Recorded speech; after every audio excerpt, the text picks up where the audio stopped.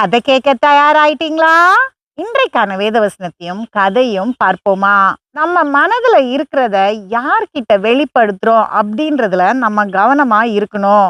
அங்கங்க போய் கதை பேசுறவங்க கிட்ட நம்ம சொன்னோம்னா நம்ம நிலைமை பிரச்சனைக்குள்ளதான் ஆகும். வேதம் என்ன சொல்லுகிறது என்று பார்க்கலாம். நீதிமொழிகள் 11:13. புறங்கூறி திரிகிறவன் ரகசியத்தை வெளிப்படுத்துகிறான், ஆவியில் உண்மை உள்ளவனோ காரியத்தை அடக்குகிறான். பாத்தீங்களா வேதம் என்ன சொல்லுதுன்னு? கோள் சொல்லி திரிகிறவன், புறம் சொல்லிட்டு திரிகிறவன் ரகசியங்களை எல்லாத்தையுமே வெளிப்படையா எல்லார்கிட்டயும் சொல்லிடுவானாம். ஒரு பண்ணையில ஒரு குதிரை இருந்தது. குதிரை கடினமா உழைக்கும் நாள் முழுவதும். சாயங்காலம் ஆனோடனே அதுக்கு கால்லாம் வலிக்கும், ரொம்ப சோர்வா இருக்கும். ஒரு நாள் இத சோர்வா பண்ணையில படுத்திருந்துட்டு தனியா பேசுச்சு. நாளைக்கு எஜமான் கிட்ட சொல்லி வேலை கம்மியா கொடுக்க சொல்லணும், கொஞ்சம் ஓய்வெடுத்தா நல்லா இருக்கும் அப்படின்னு. ஒரு பூனை வந்து என்ன அப்படின்னு அந்த குதிரை கிட்ட கேட்டுச்சு. அப்போ குதிரை தன்னுடைய கஷ்டத்தை பூனை கிட்ட சொல்லுச்சு. பூனை வாயை வச்சுட்டு சும்மா இல்லாம பண்ணையில இருந்த மாடு கிட்ட போய் சொல்லுச்சு, குதிரைக்கு ரொம்ப வேலை கொடுக்குறாரா எஜமான், அதனால அது வேற பண்ணைக்கு போயிட போற அப்படின்னு தனியா பேசிட்டு இருக்கு அப்படின்னு.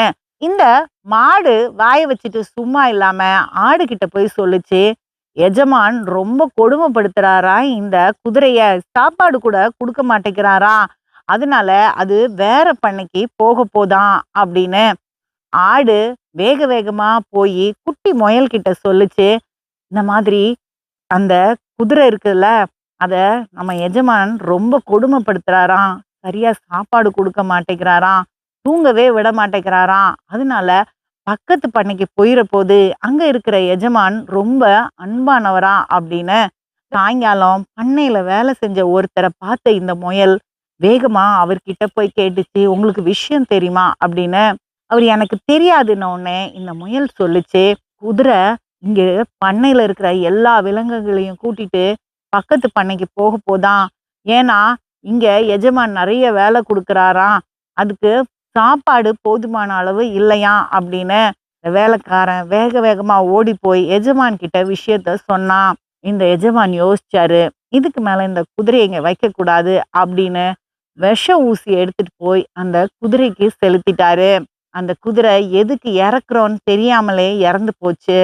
இப்படிதான் சில நேரம் நம்ம சின்னதா ஒரு காரியத்தை யார்கிட்டயாவது சொல்லுவோம், அது பெருசா பூதாகரமா முடிஞ்சிரும்.